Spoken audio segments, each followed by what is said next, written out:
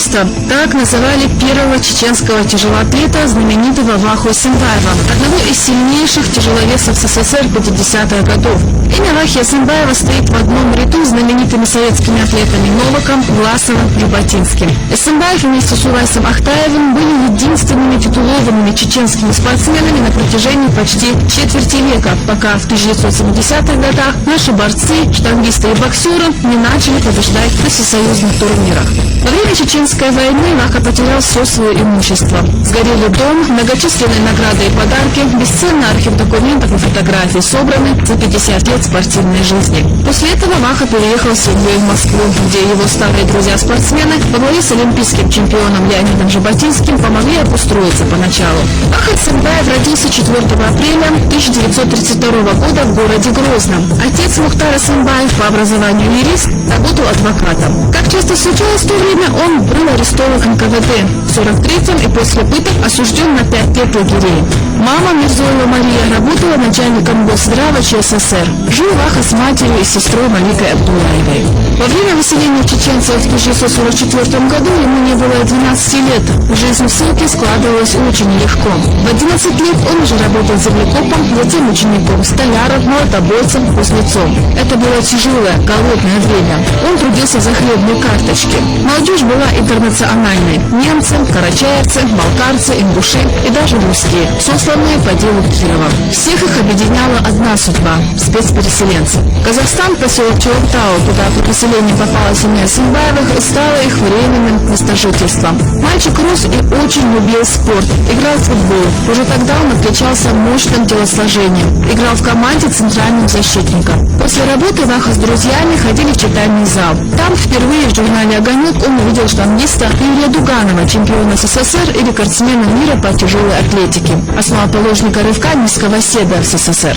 Он был сразу пленен этим видом спорта. Хотелось попробовать проверить свои силы, но не было штанги. Тогда Ваха решил сам смастерить его. Возможность для этого имелась, так как это был период его работы кузнецом. Несколько недель Ваха возился железами и в конце концов получился довольно сносный снаряд.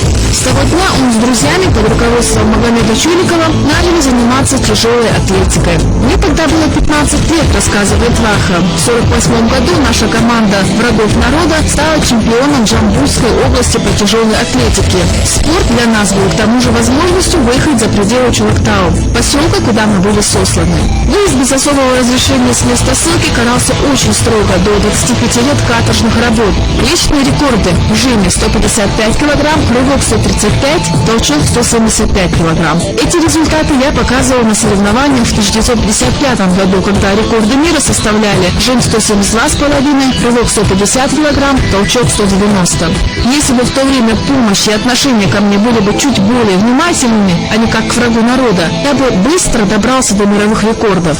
Оставалось всего-то по 15 кг в каждом упражнении. В это же время рекорды СССР равнялись: жим 152,5 кг, рывок 140, толчок 176,5. Но рекорды Советского Союза, которые он устанавливал, не фиксировались официально, и хотя за такие показатели Ваха и был включен в сборную команду СССР, постоянно были проблемы с выездом на соревнования. 2 раза Ваху Эсенбаева с Увайсом Ахтаевым снимали с поезда. Одна из этих историй описана в книге «Баскетбол СССР», автором которой является заслуженный тренер СССР Гомельский. Справка. На чемпионате СССР 1955 года в городе Минске тройка призеров в тяжелом весе расположилась следующим образом. Первое место – Алексей Медведев, жим 142,5 кг, рывок 137,5, толчок 170 кг. Второе место – Евгений Новиков, жим 145, рывок 130, толчок 170 кг. Третье место – Альберт Алтунин, жим 135, рывок 127,5, толчок 162,5 кг. А ведь в число этой тройки призеров мог войти и наш земляк. Но, несмотря на это, Ваха продолжал выступать также и в тяжелом весе. Он был знаком с великими советскими тяжеловесами Медведевым, Власовым, Жаботинским, Алексеевым. Как рассказывает сам Ваха, это выдающиеся советские спортсмены. С Леонидом Жаботинским я познакомился в Харькове в 1957 году. Приехал туда из Алматы вместе с Вячеславом Калининым для подготовки к Всемирному фестивалю молодежи. Во время этого сбора на тренировках мы подружились с Жаботинским. На тренировках я был сильнее, и ни у кого не возникало сомнений в моей победе. Но накануне у меня случилось тяжелое отравление, так и не вышел на помост. Некоторым Утешением послужила победа моего друга Славы Калинина. Кстати, на том же фестивале победу одержал Махмуд Эсенбаев в танцах народов мира. Знакомство с Алексеем Медведевым произошло в 1954 году в Свердловске, где наш земляк участвовал в всесоюзных соревнованиях. В тот момент Медведев был абсолютным чемпионом Советского Союза. С Юрием Ласовым наш тяжелоатлет впервые увиделся в Москве. Нас познакомил его тренер Суэль Магдасаров, рассказывает позже Ваха. В это время Юра еще был послабее. Когда я набирал в сумме более 450 килограмм, у него было 400.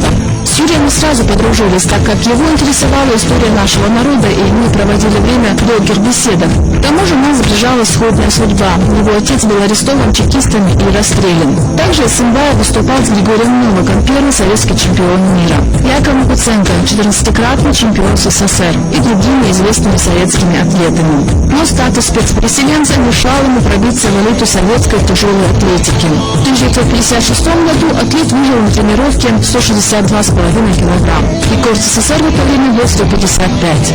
Ваха был включен в сборную СССР для подготовки к Олимпийским играм и вызвал на тренировочный сбор в Москву.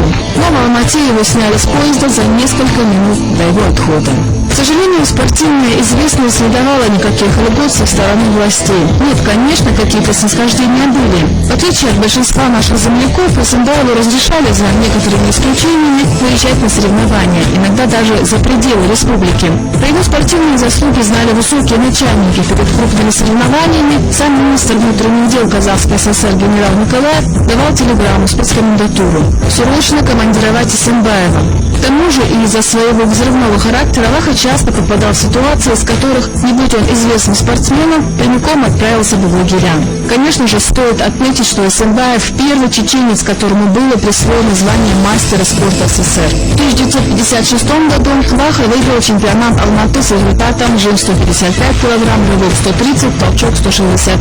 Проблем с присвоением не возникло, наверное, потому что к тому времени отношение к чеченцам немного смягчилось. В общей сложности наш земляк участвовал в соревнованиях на протяжении 20 лет, из них 15 лет на Большом помосте. В 1954 году Ваха стал чемпионом Казахстана и Средней Азии. Затем несколько раз подтверждал это звание. 10 лет был капитаном сборной Казахстана. В 1955 году вызвали на международный турнир в Китае, но опять не выпустили. В 1964 году работал заместителем председателя спорткомитета ЧССР. В 1965 председателем Республиканского совета ДСО «Урожай». Преподавал в Грозненском нефтяном институте и всегда вел тренерскую работу. В 1968 году в Липецке занял первое место во всероссийских соревнованиях в составе команды ЧССР. За время работы тренером Ваха Эсенбаев воспитал более десятка мастеров спорта СССР и одного мастера спорта международного класса. Одним из его учеников был Ибрагим Кадзуев, ставший впоследствии главным тренером сборной Чечено-Ингушетии. К сожалению, Эсенбаеву не удалось полностью раскрыть свой яркий талант из-за того, что он был чеченцем и спецпереселенцем. Вахе так и не разрешили участвовать в международных соревнованиях. Не фиксировались союзные рекорды, которые он устанавливал. Даже на всесоюзные турниры он мог поехать только после специального разрешения руководства МВД. Советская власть, выселившая чеченцев с родины в Среднюю Азию, сделала все, чтобы этот великий спортсмен не стал мировой звездой. Но мы, чеченцы, не должны забывать своих героев.